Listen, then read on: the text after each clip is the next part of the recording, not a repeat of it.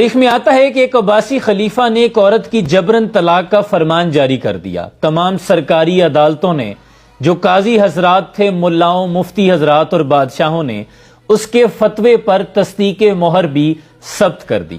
تاریخ اسلام میں جبرن طلاق کا یہ واقعہ بہت مشہور ہے، آپ مطالعہ کر سکتے ہیں۔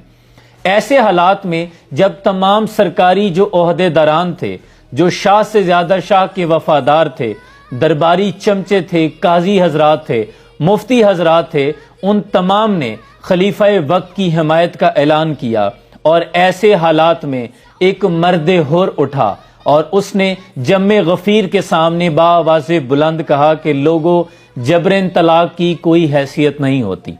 خلیفہ وقت کو بہت غصہ آیا، اس نے فوراً حکم صادر فرمایا کہ اس کو پکڑ کر کوڑے مارے جائیں۔ اس مرد قلندر کو پکڑ لیا گیا اور سرے بازار کوڑے مارے گئے، لیکن وہ پھر بھی حق کی صدا دیتا رہا کہ لوگوں، جبرن طلاق کی کوئی حیثیت نہیں۔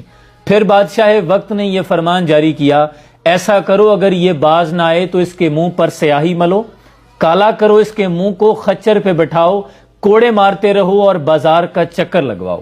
جب اس مرد قلندر کو بازار کا چکر لگوایا گیا، منہ پر سیاہی ملی ہوئی تھی، تو پھر اس نے بآواز بلند کیا کہا؟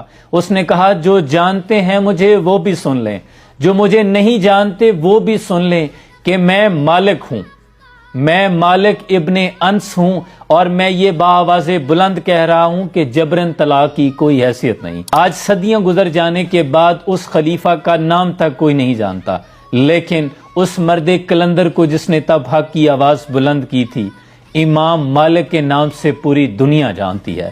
آج وہ تمام مسلمانوں کے امام ہیں۔ اسی طرح امام احمد بن حنبل کو خلیفہ مامون کے کہنے پر جب اس نے کہا تھا کہ قرآن اللہ کی مخلوق ہے، تو امام احمد بن حنبل نے کہا کہ نہیں، قرآن اللہ کا کلام ہے۔ بہت سے تب کے جو مشائخ، مفتی حضرات، ملا حضرات شاہ کے وفادار تھے، انہوں نے شاہ کے ہاتھ پر بیعت کر دی تھی، لیکن امام احمد بن حنبل کھڑے رہے اور کہا کہ نہیں، قرآن اللہ کا کلام ہے۔ آپ کو سرے بازار کوڑے مارے گئے، لیکن آپ نے تمام تر سختیاں برداشت کی، حق کو حق کہا۔ دور باطل میں حق پرستوں کی بات رہتی ہے، سر نہیں رہتے۔ آج صدیاں گزر جانے کے بعد ان تمام خلیفاؤں کو کوئی نہیں جانتا، لیکن امام احمد بن حنبل کو دنیا جانتی ہے۔